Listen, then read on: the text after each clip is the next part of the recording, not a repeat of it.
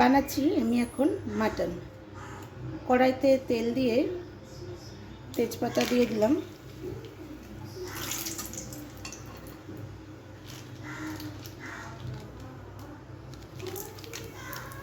গোটা গরম মশলা ফোড়ন দিয়ে দিলাম,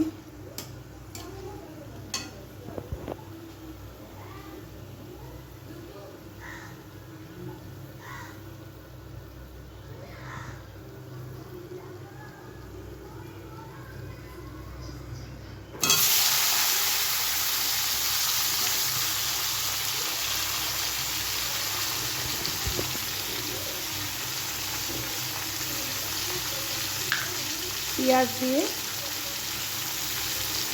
নুন দিয়ে এখানে পেঁয়াজটাকে ভেজে নেব। এদিকে মাটনের আলুগুলো রেডি করে নিয়েছি, ভেজে নিয়েছি। আর এই যে মাটন দই দিয়ে মাখিয়ে রেখেছি, এবার তার মধ্যে আমি দিয়ে দিচ্ছি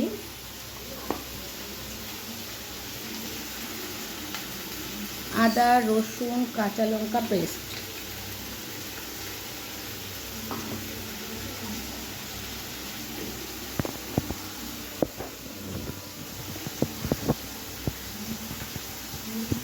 এবার দিয়ে দিচ্ছি হলুদ,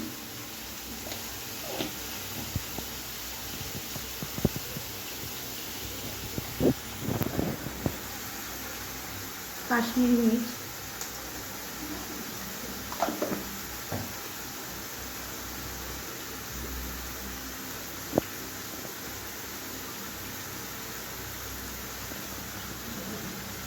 ধনে পাউডার,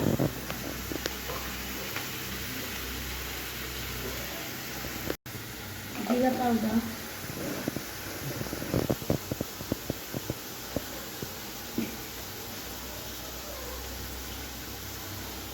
লঙ্কা গুঁড়ো,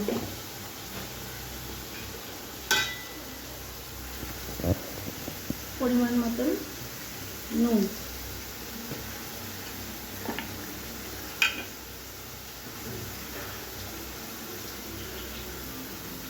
সর্ষের তেল,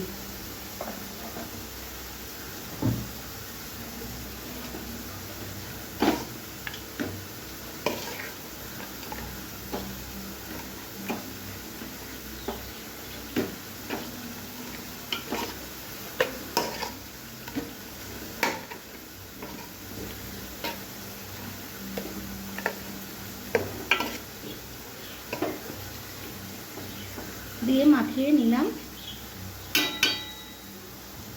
এবার আধ ঘন্টা রেস্টে রেখে আমরা মাংসটা বসিয়ে দেব। কটা গোটা গোলমরিচও আমি দিয়ে দিলাম, এতে আরও ফ্লেভারটা ভালো আসবে।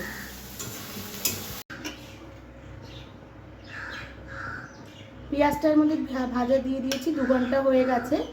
এটা দিয়ে নেড়ে চেড়ে এবার আস্তে আস্তে সিম করে মাটনটা আমি করব।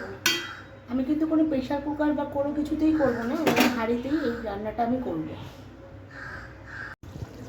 দেখুন মাংসতে মাটনে আলু দিয়ে দিয়েছি, দিয়ে কষছি। মাটন 70% হয়ে গেছে,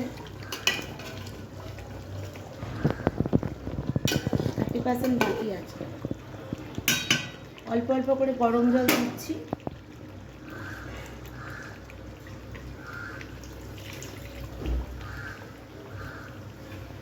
আর রান্না করছি।